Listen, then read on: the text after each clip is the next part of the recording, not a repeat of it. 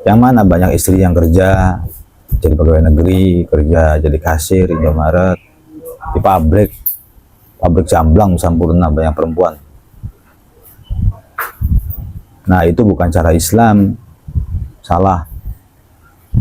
Ada suami yang nganggur di rumah aja, rokok, ngopi, mainan burung, mancing, ngadu jago, nggak boleh. Prinsipkan dalam hati dari sekarang sebelum menikah, pokoknya istri saya larang kerja, apalagi sampai ke luar negeri. Jangankan ke luar negeri, di kampung halaman pun yang dekat sama rumah, saya larang istri saya kerja. Siapa yang kerja? Saya cari uang, saya yang kerja. Saya khususkan istri saya untuk ada di rumah. Jangan kamu anggap sebagai pembantu, bukan. Tapi sebagai perhiasan atau mahkota. Disimpan rapi-rapi dalam rumah. Barang berharga kan begitu kan. Emas, sertifikat. Bahkan kadang-kadang orang tua punya sertifikat rumah nggak ngasih tahu anaknya. Saking apanya, saking berharganya. Sebenarnya tahu juga nggak apa-apa. Cuma saking jarangnya. Keluar, akhirnya sertifikat selalu ada di dalam laci. Kamu kalau punya orang tua yang punya emas batangan, Abi yakin pasti orang tua kamu nggak bakal tahu. Simpen banget itu tuh. Wah, Abi ketemu sama teman-teman, ketemu sama siapa, Umi nggak usah ikut-ikutan. Asisten mah biasa, cuman kalau Umi jangan ikut-ikutan. Jangan ikut-ikutan ke Abi yang ngumpul sama teman-teman. Abinya tuh malu. Kalau istri Abi kelihatan orang tuh. Kalau bisa mah nggak usah ada yang tahu istri saya tuh gitu pengennya tuh. Terus cukup santri aja. Tamu-tamu nggak ada yang tahu. Oleh santri nggak ada yang tahu pengennya. Harga diri gitu tuh. Semakin kamu banyak ngajak istri, maka semakin rendah harga dirinya. Istri butuh jalan-jalan, ya. Tapi bukan berarti kau pertontonkan wajahmu di depan kau pertontonkan wajah istri di depan teman-temanmu. Ajak jalan-jalan ke Paniis, kemana, ke ini. Apalagi kita punya tongkrongan, lalu kita memperkenalkan istri kita ke tongkrongan tersebut. Ya salah. Boleh kita punya sahabat, punya teman karib, tapi jangan kenalin istri kita ke mereka. Mana istri kamu, mana istri mau lihat? Mau ngapain? Gitu. Mau ngapain istri saya? Saya di rumah. Ya diajak dong. Ini istri saya aja diajak. Ya kamu mau ngajak istri kamu silakan. Saya nggak bakal ngajak istri saya. Gitu laki-laki. Tongkrongan ya sama sahabat. Ayolah supaya istri kamu bersahabat sama istri saya. Enggak usah. Cukup saya yang bersahabat dengan kamu. Ngerti kan? Jangan karena dari muda kamu bersahabatan dengan seseorang, lalu istri kamu dengan istri dia, jangan begitu. Jangan ikut alur jalan-jalan, ayo ke puncak bareng. Enggak ke kafe bareng, enggak ada. Cukup kita gentle menghadapi teman-teman kita sendirian. Teman-teman kita mereka bawa pasangan, bawa istri, silakan. Saya sendirian. Anak-anak pun nggak saya bawa. Mahkota yang tersimpan, yang tersembunyi nggak akan saya umbar-umbar kemana. Gitu. Nggak apa-apa, memang tujuannya mau tak simpen aja istri itu gitu aja.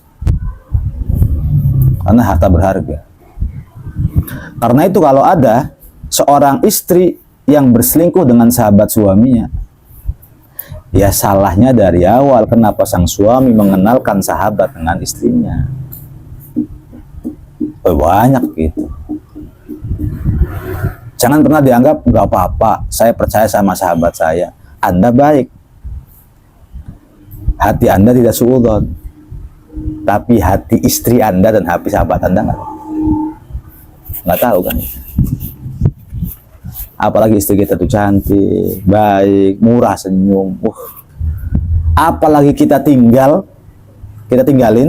ke WC kemana, lalu teman kita ngobrol dengan sahabat kita, kamu salah. Meskipun nggak pacaran, meskipun nggak ngapa-ngapain, meskipun nggak selingkuh, kamu salah. Sudah membiarkan istrimu dan sahabatmu berkholwah meskipun di tempat rame. Jangan kasih kesempatan ngobrol. Nah, apalagi tuker-tukeran WA, wah kamunya keterlaluan kalau biarin. Istrimu dengan teman kamu chat-chatan, kamu keterlaluan sebagai suami. Bilang sama istri, jangan punya nomornya. Bilang sama sahabat, jangan punya nomor. Meskipun dulunya kamu sama istri kamu ditemukan oleh sahabat kamu, dipertemukan.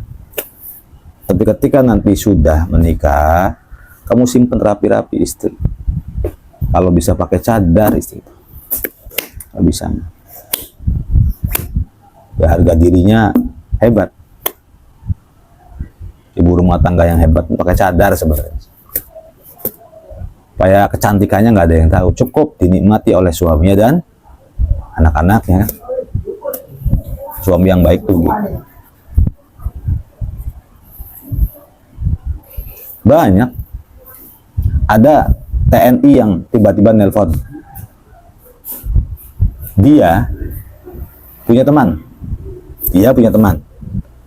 Ini temannya ini suka macarin istri orang. Ini nih yang nelpon kami nih. Ini dia cerita punya teman.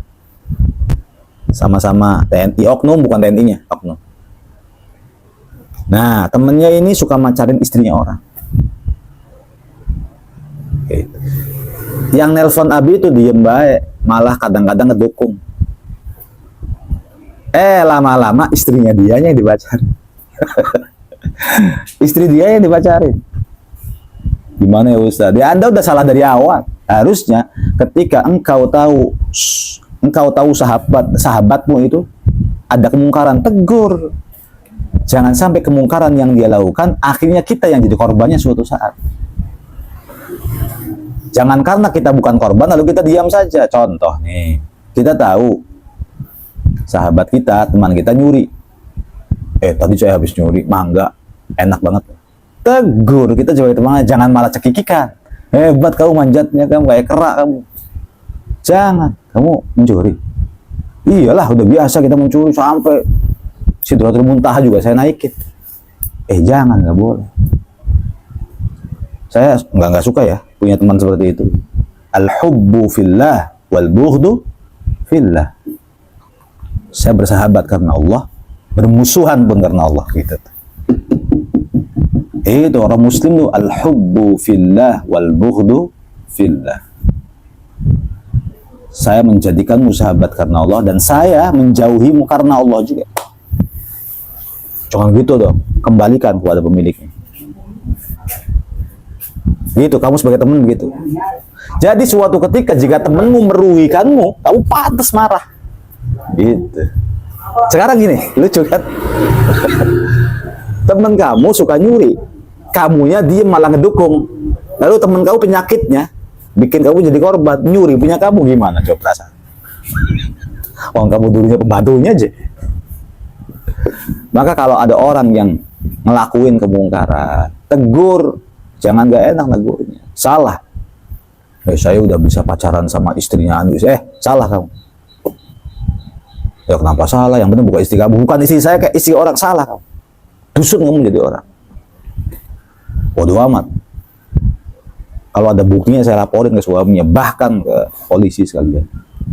Begitu kan, enak amat. Kalau kita udah tahu digituin, belum nyentuh istri kita saja, kita sudah marah karena dia nyentuh istri orang, dia tidak akan mungkin berani masuk rumah kita.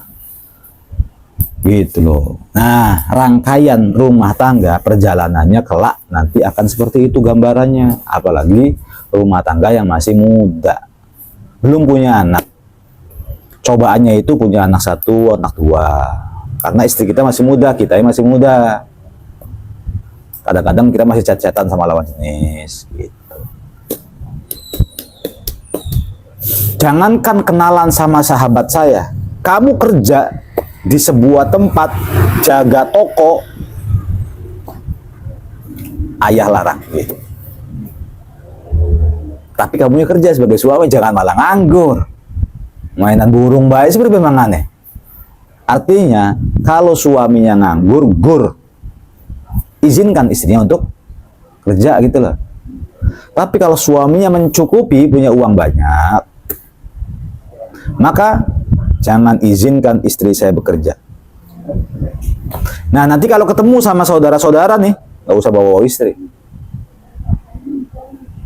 Ayo kumpulan saudara, ada kumpulan Bani Joko misalnya. Udah kamu yang datang, bawa tangan aja begini gitu. Mana bang istrinya? Nggak bawa. Ini anak-anak aja saya bawa. Sampai 4 tahun, 5 tahun saya itu selama bersahabat dengan Anda tuh sama sekali nggak pernah lihat wajah istri Anda. Oh gitu ya?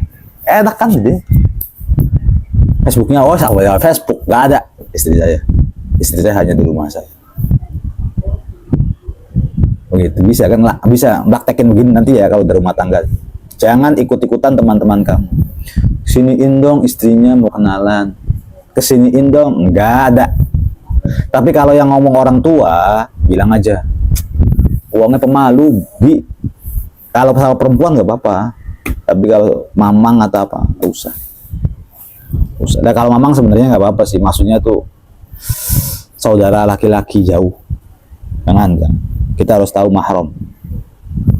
Kita harus ngerti mahram. La yahluwanna rajulun bimra'atin illa ma'azi mahram. Nggak boleh laki-laki dan perempuan bersepi-sepian kecuali ada mahramnya. Nah, ini dipraktekin sampai di rumah tangga, dijaga ketat istri.